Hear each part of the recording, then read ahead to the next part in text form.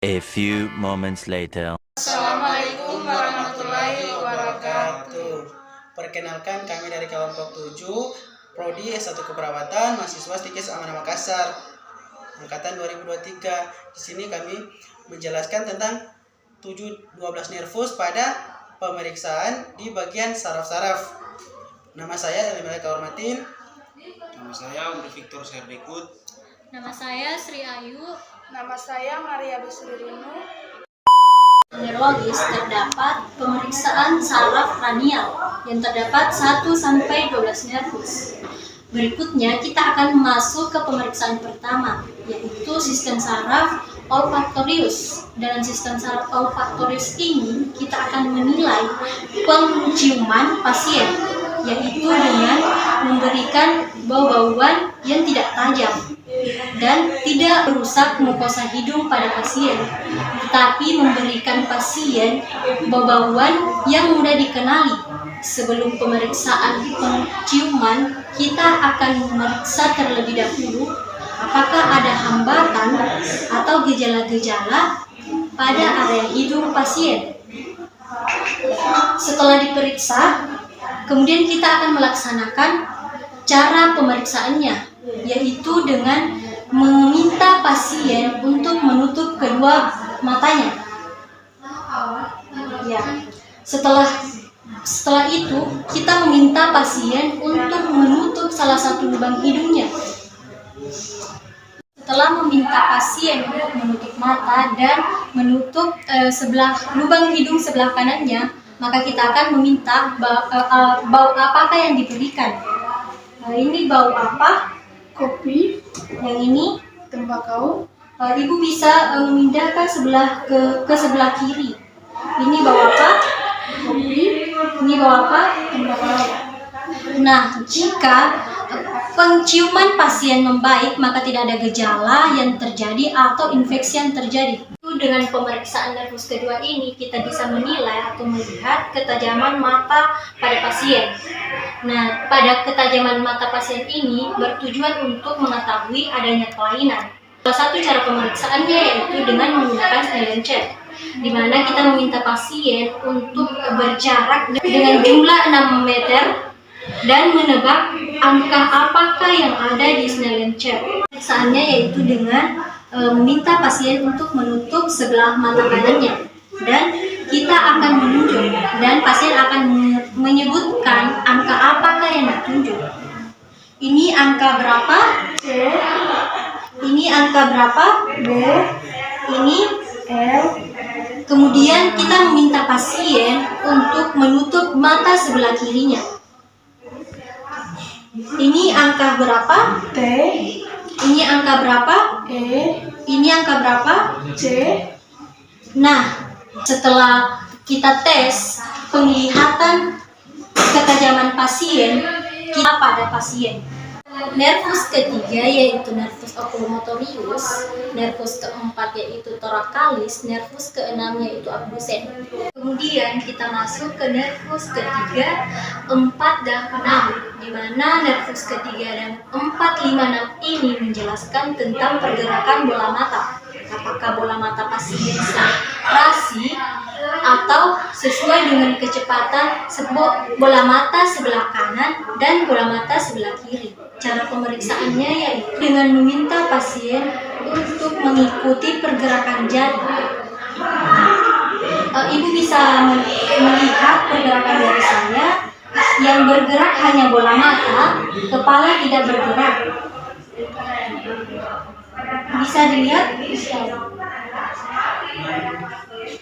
Dan jika mengarah ke sebelah kanan pasien, maka nervus yang berfungsi itu nervus keenam, yaitu mengarah ke literal. Jika mengarah ke sebelah kiri pasien, maka yang bekerja itu nervus ketiga, yaitu mengarah ke arah medial. Cara memeriksa nervus keempat yaitu dengan menaikkan jari ke arah literal dan ke arah medial. Ibu bisa melihat kepalanya tidak bisa bergerak. Nah, jika seperti ini, maka yang bekerja yaitu nervus keempat. Di sini saya akan menjelaskan nervus kelima yaitu nervus trigeminus, yang dimana mencakupi ada dua pemeriksaan. Yang pertama itu di bagian kepala pasien dan mata pasien. Nah, di kepala pasien kita melakukan palpasi atau meraba, yang dimana kita akan meraba kepala pasien apakah ada rasa nyeri di pasien. Nah, sebelum itu kita akan masuk periksa. Pak, jika saya meraba dan ada rasa nyeri, bilang. Kalau tidak ada, berarti tidak usah bicara. Itu saya tahu bahwa tidak ada rasa nyeri, berarti di kepala pasien aman. Apakah ada rasa nyeri, Pak? Tidak.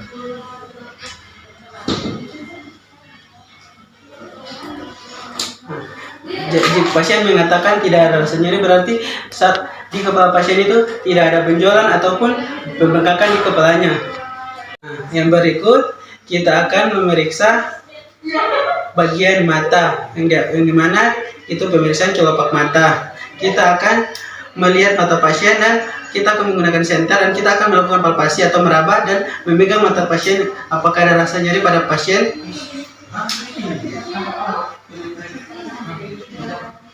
Apakah ada rasa nyeri? Nah, di sini pasien mengatakan tidak ada rasa nyeri. Yang dari nervus trigeminus berfungsi dengan baik di bagian mata pasien. Nervus facialis, yang dimana kita akan meminta pasien untuk menjulurkan lidah keluar, dan kita akan melihat di dalam lidah pasien apakah ada lesi. Nah, Pak, coba buka mulut dan kalau meluncurkan lidah. Nah, di sini tidak ada lesi dan tidak ada kelainan pada lidah pasien, yang dimana nervus facialisnya di bagian lidah berfungsi dengan baik.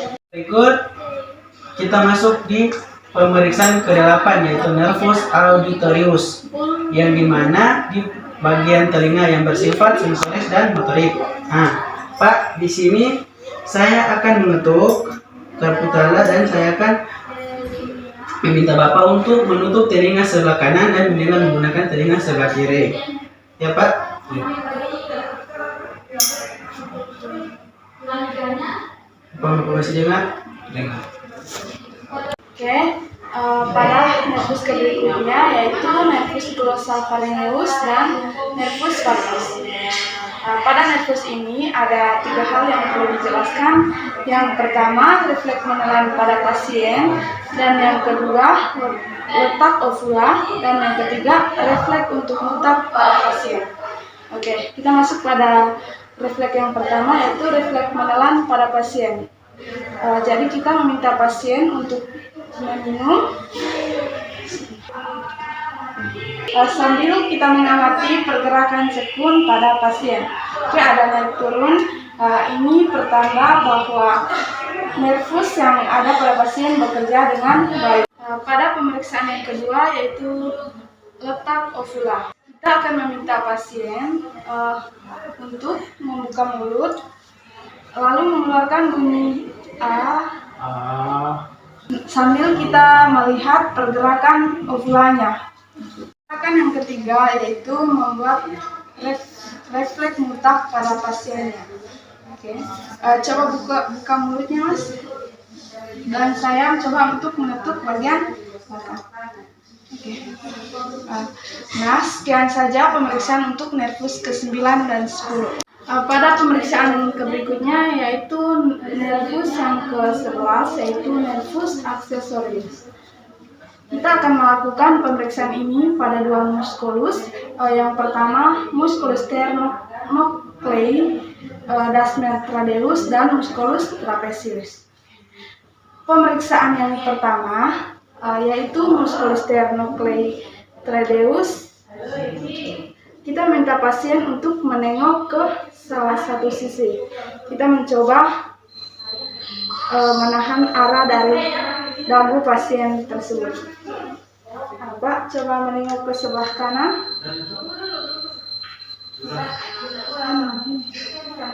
Sambil kita menahan dan kita mencoba untuk mendorong sambil kita melihat atas musculus sternocleidomastoid.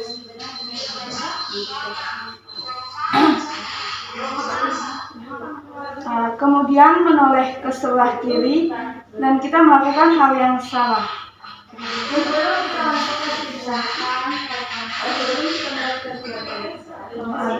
Terlihat adanya kontraksi. Kita masuk ke pemeriksaan yang kedua, yaitu musculus trapezius. Kita akan melihat bagaimana kondisi dari bahu pasien. Normalnya, bahu kiri dan bahu kanan harusnya simetris. Namun, pada kondisi terjadinya parealis, maka bahu akan jatuh ke satu sisi. Yang kedua, kita meminta pasien untuk mengangkat kedua bahunya. Dan kita mencoba untuk menahannya. Dari pemeriksaan ini terlihat bahwa fungsi dari nervus yang kedua pada pasien ini baik. Pemeriksaan nervus yang berikutnya yaitu nervus yang terakhir, yaitu nervus hypoglossus. Pemeriksaan nervus ini mengenervasi pada bagian bawah dari lidah. Sehingga fokus pemeriksaan ini kita lakukan bagaimana fungsi lidah tersebut. Pemeriksaannya terdiri dari dua bagian. Yang pertama, kita meminta pasien untuk membuka mulut. Coba buka mulutnya, Mas. Lidahnya tetap di dalam. Kemudian kita lihat posisi dari lidah. Untuk kondisi normal, lidah tetap di tengah. Namun ketika terjadi paralis, maka lidah itu akan mengarah kepada kondisi yang sehat. Pemeriksaan lidah kedua yaitu meminta pasien untuk menjulurkan lidah. Setelah menjulurkan lidah, kita akan melihat posisinya untuk orang normal. Posisi lidahnya tetap di tengah. Namun untuk kondisi paralis, lidah yang berada di luar itu akan mengikuti posisi lesi. Maka pada pasien yang mengalami lesi sebelah kiri, maka lidah yang dijulurkan ke depan akan jatuh ke sebelah kiri. Dan jika lesi terjadi di sebelah kanan, maka lidah akan jatuh ke sebelah kanan. Itulah tadi cara pemeriksaan atau langkah pemeriksaan pada sistem neurologis, terutama pada 12 nervus. Sekian dari video kami, kurang lebihnya mohon dimaafkan. Assalamualaikum warahmatullahi wabarakatuh.